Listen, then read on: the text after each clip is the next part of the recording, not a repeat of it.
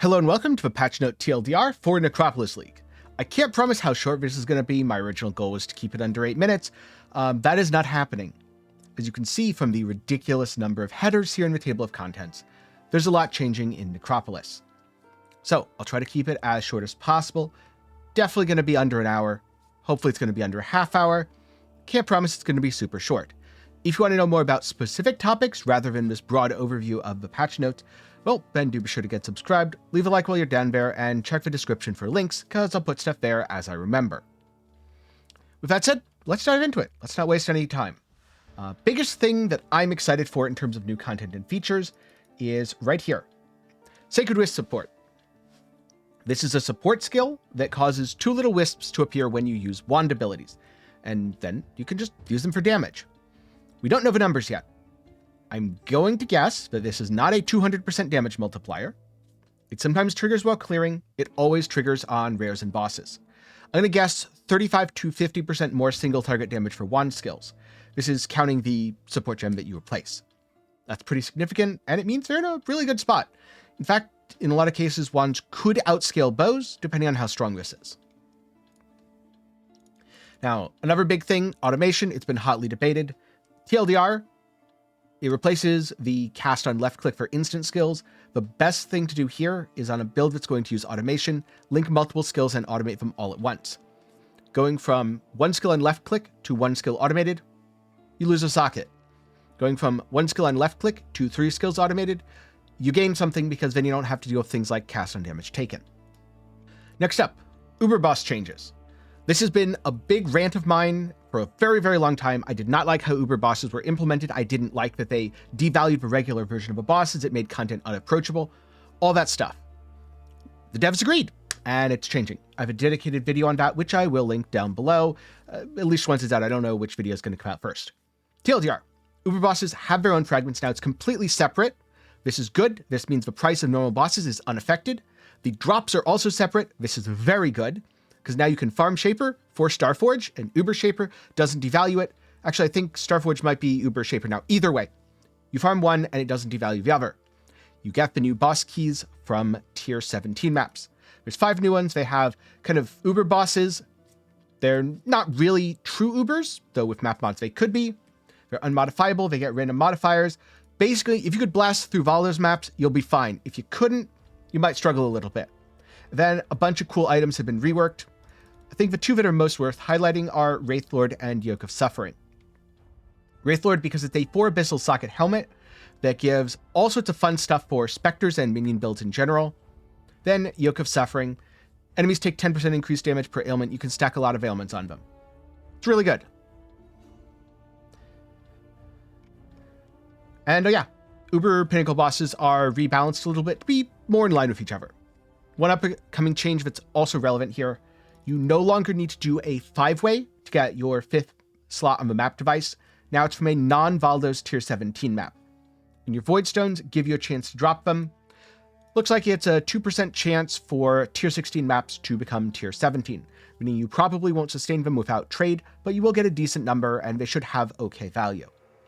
Next up, we have Sexton and Master Mission removal. There's no more Master Missions, no more Sextons. This is a massive buff to quality of life. You might be saying, wait a minute, what do you mean? Massive buff, but all the loot's gone? No. Here's the thing. They're being baked into scarabs. That's where the really cool part of this change comes. This does not cover it all. We don't know all the different scarabs. The really interesting part here is you no longer have Ultimatum Scarab, 20% better Ultimatum Scarab, 40% better, 60% better. Each one is its own unique effect. So you can do fun things like use a base Ultimatum Scarab to add ultimatums to your maps. Then you can use a catalyzed Ultimatum Scarab so that those ultimatums give you catalysts.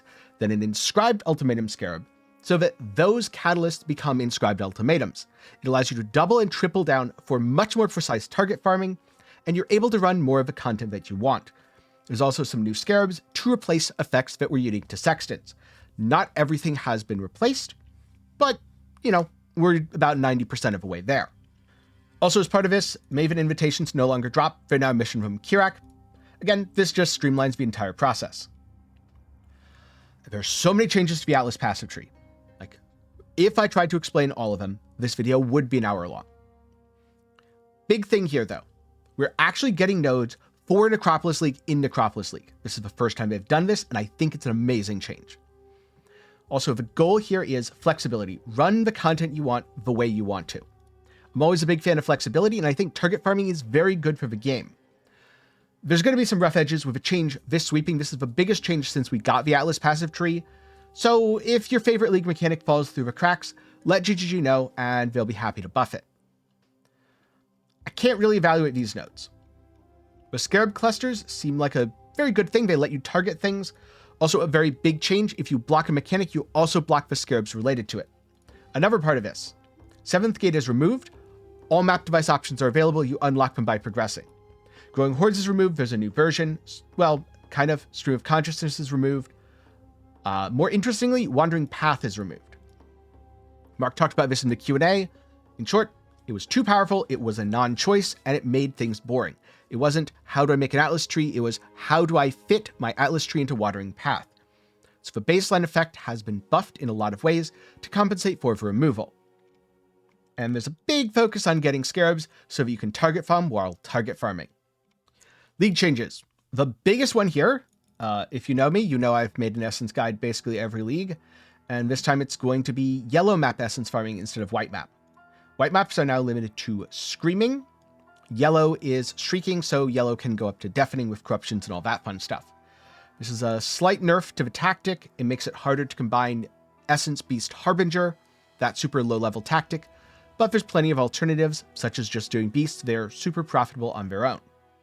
Betrayal got a huge overhaul. Hard to tell how good this is going to be. The value will 100% depend on the Scarabs. Also, we've seen the removal of some of the Atlas passive effects around essences. We don't yet know if this is a nerf to essence farming, or if this means it's simply shifting to something like a winged essence scarab of duplication. Like this would be essence scarab of duplication, but it's winged tier. Not going to judge that until I actually see the full list of scarabs. So first thing, synth maps are now tier 14 plus. If you're boss rushing, you need to do tier 14 plus maps. You're going to do them anyway, that's fine. If you're boss rushing, you now lose out on Cortex. It's exclusive to synthesized maps from the Forgotten. Well, the map bosses and the Forgotten. This means that Cortex will be more expensive, but also more valuable, so stuff from it won't get devalued because now stack decks aren't pumping out a million bottled faiths. Also, here, bunch of maps got removed. There's two that I'm sad about. City Square, probably not farming Harbinger this league as a result. And where is it here? Mesa. Here it is. Mesa. Yeah, if you're boss rushing, get wrecked, I guess. It's fine though. There's plenty of other options. We do get some good things in here. Like Toxic Sewer. Everyone loves a good Toxic Sewer. It's why Reddit's so popular. Kirik mods. It is literally everything. There's 3 in particular that I wanted to call out. Essence. It's now 3 chaos for 2 essences. Usually it was 2 for 2, 3 for 3. Slight nerf there. Again, we'll see what the Scarabs bring. Ultimatum with the Scarabs could be some interesting strategies. Last league, it was just power crept into oblivion, but I do think it's quite strong. And also, Harvest at 6C is another thing that could massively benefit from the Scarab changes. We'll just have to see. Some player balance. This is a very big one. Soul Eater, capped at 45. So if you wanted to turn the entire game into Soul Eater Simulator, kind of can't do that anymore. Also this, fair. I don't know how people were doing that, but yeah. The more interesting thing, Unholy Might is no longer 30% of Fizz is extra. Instead, it's Fizz converted to Chaos, chance to Wither, which makes it much more of a build enabling effect rather than icing on top. Very few people used Unholy Might for icing on top, so I think this is a really cool change. Oh, and it means Unholy Might on kill equals Reflect immunity. Just have to survive the first pack. There are so many skill gem changes. Again, this is something where I don't have all the info on all the interactions because there are several gems that we'll have to actually play with to know how it feels.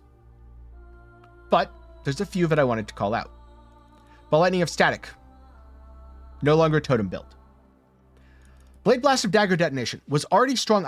They buffed it. Why did they buff it? Am I league starting that? I don't know. Seems really good. Cleave of Rage. This is actually not a buff. They didn't buff Cleave, guys. League over. I don't know, pack it up. Cleave got nerfed. Kinetic Bolt of Fragmentation. It got a significant nerf. It was a very, very powerful skill, arguably overtuned. I don't 100% know if it's still good or not. This is one of those, I think you have to play with it, but it does seem like it's still going to be okay. Lancing Steel of Spraying got a slight nerf in terms of projectiles, down by 2, should be totally fine. Penance Brand of Dissipation. Near as I can tell, while this is a lot of nerfs, the skill did a lot of damage. For the first month of a league, it was still considered OP despite missing about 50% of its damage potential. So I think it's still fine. Will that play out? I don't know, but I think it's still fine. A lot of people are saying that Scourge Arrow of Menace got nerfed and that it lost 20% damage. It did not lose 20% damage. That is not how Thorn Arrows work. There are shotgunning rules in PoE. So, for each pod, 1 Thorn Arrow could impact the target. On single target, Scourge Arrow of Menace is completely unchanged. But now the clear is slightly worse. So, you'll probably need some sort of additional projectile effect, possibly proj speed, I don't know, wall chain stuff, something to help you clear. As long as you fix clear, it is still very, very, very good. One thing that does affect a lot of skills, though, is Sniper's Mark got nerfed. It's now 2 splits down from 4. If you were a dirty Sniper's Mark abuser and made your whole build around it, then you lost a lot of damage. For most people, not an impactful change because a lot of people just used the splits as extra clear, icing on the cake for their build that already obliterated everything. Stormbrand of Indecision got hit pretty hard. The interesting one is the cast time. So, on brands, there are 2 stats, brand activation frequency and brand cast speed. Cast speed is how quickly you generate more brands. Activation frequency is how quickly the brand ticks. This is a change to the cast speed. So if you are recasting Stormbrand of Indecision, you might actually want to use something like Automate Brand Recall instead to pull your existing brands rather than generating new ones. But in terms of the damage dealing part, the activation frequency, that part does not change it at all. That isn't a nerf to the damage. What is a nerf to the damage is things like the effectiveness being lowered and the base damage being lowered. It probably survives. SRS got a nerf. It is probably no longer the best minion. I think this is about a 30% damage nerf. It's still quite good, and I think it's still balanced. There's also a bunch more minion stuff. TLDR, don't care. It's minion stuff. Tornado Shot. The meme is Tornado Shot is dead. Realistically, I think it's going to feel really, really, really bad if you're coming off of 323 into this. People are going to play it anyway. People have played it in much worse states, and people will continue to play it till the end of time. It's like Cyclone. You cannot kill the skill. Then Volatile Dead. This affects all versions. When you reach for maximum orbs, you no longer explode the orbs. This is to prevent people from using the trans versions that had orb limits and just to kind of cheesing it. Slight nerf to Guardian leveling. Big Necromancer reworks. In short, nerf at the low end on this, buff at the top end.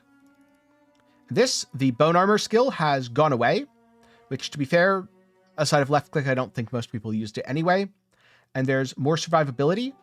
I really like this 1% of damage dealt by your minions is leached to your life. That's a really good recovery layer for a build that otherwise struggles with it.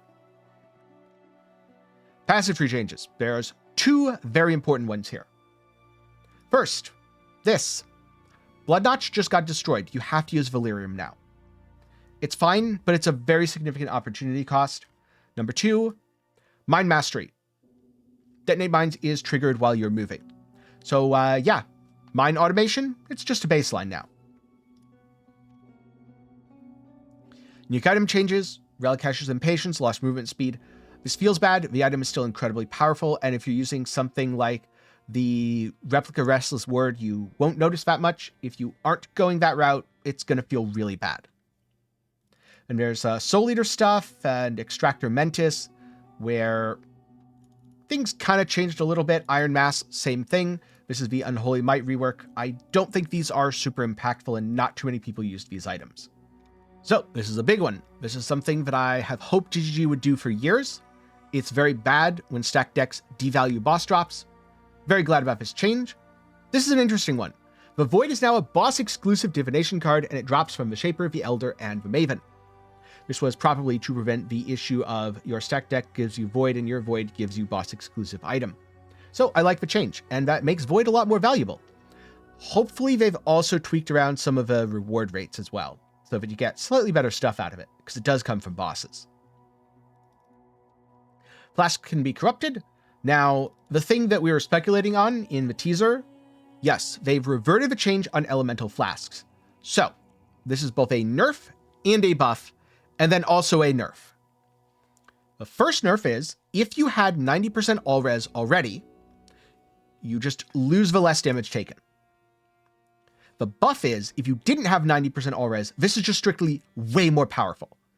And the other nerf is, if you're using this to cap all your resistances, you need more flask effect, because it's now 40% res instead of 50%, and the suffix for additional res from flasks has also been reduced. It was very, very easy to cap your res with just flasks, so I think this is a fair nerf, to be honest. Now, mana cost is also getting a hit. Veiled mod for reduced mana cost during flask effect can no longer be unveiled or crafted. This feels a little bad, but I think it's overall fine. One that I think in some ways feels worse is this, the jewel suffix for up to 5% reduced mana cost. Just because it feels like that just got hit by a drive-by. It wasn't very powerful. Maybe no one really used it. I don't know. I like interesting weird stuff being in the game. Speaking of interesting weird stuff, do you like tattoos? Because they're all back. There's a few good ones in here. A lot of the values have been nerfed. That makes sense. Like, where is it? Armor. 8% armor down to 6%. Before, at the old values, there was never a choice. It was, I use a tattoo over any passive unless I'm an attribute stacker. Now you actually have choices. This one's still good. Armor stacker's a thing. I mean, come on. Mark effect, prodigy speed, flask duration. Those are all good and powerful things that should exist within the game. And so those are the most important points from the 3.24 patch notes. I tried to get through everything as quickly as I could while still adding all the relevant details. If you think I missed anything, feel free to comment down below with your own thoughts. And if you want to read the full patch notes, because instead of too long didn't read, you want too short, want to read longer, then I'll link to a copy of the full patch notes over at MaxwellGG. On one hand, there's a lot of nerfs here. On the other hand, there's a lot of really good changes. So overall, I'm really excited to play Necropolis. And I do think if you're a little hesitant, what you should do is give the changes a chance. Go in with an open mind and see how it feels. If it still feels bad after you try it, all right, time to give some feedback. But if it actually feels good, hey, there you go. I'll certainly be giving my feedback on the league as I experience it as well. And if instead of reading really long things, you prefer watching really long things, you can check out my full thoughts on the patch and the notes and all the changes after this. With that said, I'd like to take a minute to thank my patrons and channel members for the continued support. For as little as $1 a month, you don't make videos just like this one possible. Link to support is down below, and you might even see your name on screen like these fine folks here. Also, a big thanks to everyone who watched to the end. My goal was a much shorter video, and there were just so many darn changes. Maybe next week, 3.25 will be boring, and I'll be able to do a patch notes in 8 minutes or less. But until then, hope you learned something, and I'll see you in the next one.